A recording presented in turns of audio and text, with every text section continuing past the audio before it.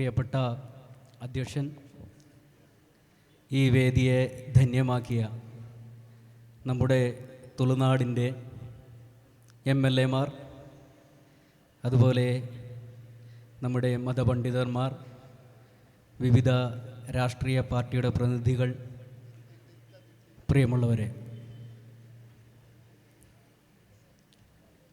ഒരു സാംസ്കാരിക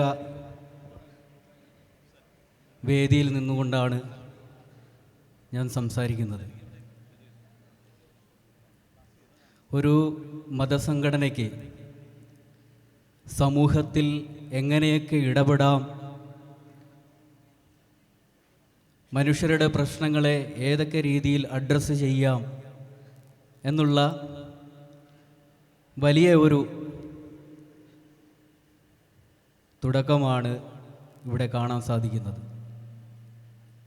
ഈ സാഹിത്യോത്സവം ഇവിടെ നടക്കുമ്പോൾ ഇതിൻ്റെ സ്വാഗത സംഘം ഓഫീസ് ഉദ്ഘാടന സമയത്തും ഞാൻ സംബന്ധിച്ചിരുന്നു.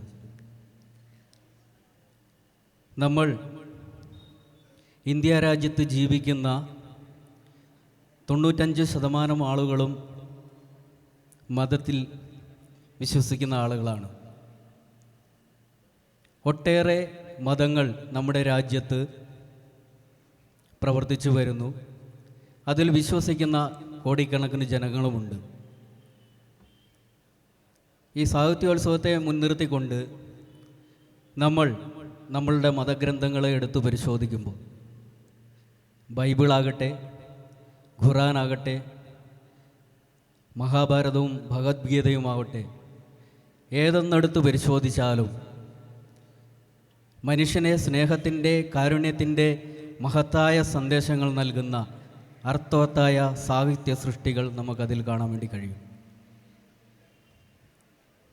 ഇപ്പോൾ ഇസ്ലാം മതം നമ്മളോട് പറയുന്നത്,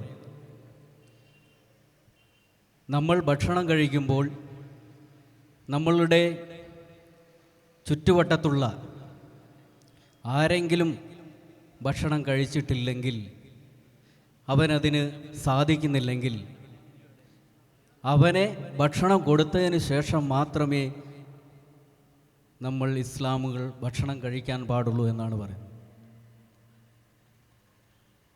ഇവിടെ നമ്മൾ കാണേണ്ടത്, നമ്മുടെ ഖുർആനിൽ പറയുന്നത്, നമ്മുടെ ചുറ്റുവട്ടത്തുമുള്ള മനുഷ്യൻ അവൻ്റെ മതമോ ജാതിയോ വർണ്ണമോ നോക്കാതെ അവരെ സഹായിക്കണമെന്നാണ് പറയുന്നത്. പക്ഷേ നമ്മൾക്കിപ്പോൾ കാണാൻ കഴിയുന്നത്, നമ്മുടെ ലോകത്തെമ്പാടും ഉയർന്നു വരുന്ന തീവ്രവാദ, ഭീകരവാദ ആശയങ്ങൾ ഇത്തരം മതബോധത്തെ തെറ്റായി വ്യാഖ്യാനിച്ചുകൊണ്ടാണ് മുന്നോട്ട് വരുന്നത്. ഇപ്പോൾ എൻ്റെ ചുറ്റുവട്ടത്തുമുള്ള ഒരാൾ പട്ടിണി കിടക്കുന്നുണ്ടെങ്കിൽ അവൻ്റെ മതം നോക്കി നമ്മൾ ഭക്ഷണം വിളമ്പാൻ നിന്നാൽ അത് വർഗീയതയായി മാറും. ഇപ്പോൾ ബൈബിളിൽ പറയുന്നു, നിന്നെപ്പോലെ തന്നെ നിൻ്റെ അയൽക്കാരനെയും സ്നേഹിക്കണം. ഉദാത്തമായ സാംസ്കാരിക മാതൃകയാണ്, ജനാധിപത്യ ബോധമാണത് ഉയർത്തിപ്പിടിക്കുന്നത്. എന്നാൽ എൻ്റെ ചുറ്റുവട്ടത്ത് താമസിക്കുന്ന ക്രിസ്ത്യാനിയെ മാത്രം സ്നേഹിക്കണമെന്ന് ചിന്തിക്കുന്ന ആളോ, അവൻ മനുഷ്യരിൽപ്പെട്ട ആളല്ല, നമ്മളിൽപ്പെട്ട ആളല്ല. അവർ തീർച്ചയായിട്ടും ഒരു വർഗീയവാദിയാണ്. അത്തരത്തിലുള്ള ചെറിയ ചില ആളുകൾ നമ്മളുടെ ചുറ്റുവട്ടത്തുമുണ്ട്. ഇപ്പോൾ ഭഗവത്ഗീത എടുത്ത് പരിശോധിച്ച് കഴിഞ്ഞാൽ ഭഗവത്ഗീതയിൽ പറയുന്നു, ലോകോ സമസ്ത സുഖിനോ ഭവന്തു എന്നാണ്.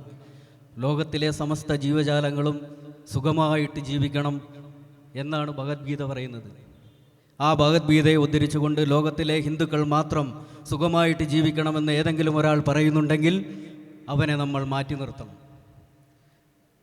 അത്തരത്തിൽ മതേതരമായി ചിന്തിക്കുകയും ഏതൊരു മതത്തിലാണോ താൻ വിശ്വസിക്കുന്നത് ആ മതത്തിൻ്റെ ഉന്നതമായ മൂല്യങ്ങൾ ഉയർത്തിപ്പിടിച്ചുകൊണ്ട് അത് ജീവിതത്തിൽ സ്വാർത്ഥകമാക്കുവാൻ വേണ്ടി മറ്റുള്ളവരെ ഉത്ബോധിപ്പിക്കുകയും സ്വയം പഠിക്കുകയും ചെയ്യുക എന്നുള്ളതാണ് മനുഷ്യൻ്റെ നന്മയെ ചൂണ്ടിക്കാണിക്കാൻ വേണ്ടി കഴിയുന്നത്. ഞാൻ ദീർഘമായിട്ടൊന്നും ഇത്തരമൊരു പരിപാടിയിൽ സംസാരിക്കുന്നില്ല. ഈ വേദിയിൽ ഇനിയും പല ആളുകൾ സംസാരിക്കാനുണ്ട്. ഇവിടെ ഈ സാഹിത്യോത്സവം നടക്കുമ്പോൾ നമ്മുടെ ഈ ജില്ലയിലെ വിവിധ പ്രശ്നങ്ങളെക്കുറിച്ച്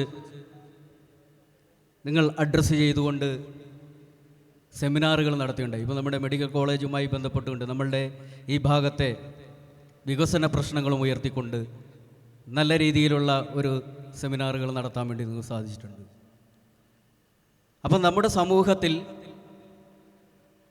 നമ്മുടെ ഈ പ്രദേശത്തെ പ്രശ്നങ്ങളെ അഡ്രസ്സ് ചെയ്തുകൊണ്ട് അത് എല്ലാ ജനങ്ങളിലേക്കും എത്തിക്കുവാൻ വേണ്ടി കാണിക്കുന്ന ഇത്തരത്തിലുള്ള സാമൂഹ്യ നന്മ ഉയർത്തിപ്പിടിച്ചിട്ടുള്ള പ്രവർത്തനങ്ങൾക്ക് ഈ ബദിയടിക്കയിലെ കമ്മ്യൂണിസ്റ്റ് പാർട്ടി ഓഫ് ഇന്ത്യ മാർക്സിസ്റ്റിൻ്റെ എല്ലാ വിധത്തിലുള്ള പിന്തുണയും ആശംസയും അറിയിച്ചുകൊണ്ട് ഞാൻ എൻ്റെ വാക്കുകൾ ചുരുക്കുകയാണ്. നിങ്ങൾക്ക് അഭിവാദ്യങ്ങൾ.